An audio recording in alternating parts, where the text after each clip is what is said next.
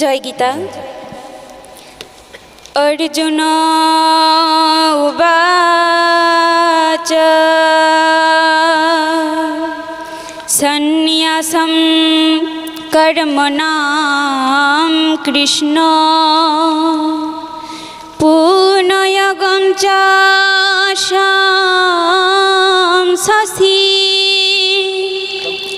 यच्छ्रेयोऽयतयोऽকাং তৎমে ব্রূহি সুনিশ্চিতা।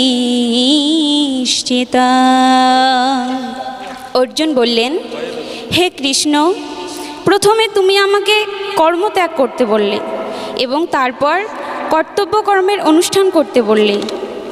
এই দুইটির মধ্যে কোনটি অধিকতর কল্যাণকর তা সুনিশ্চিতভাবে আমাকে বলো।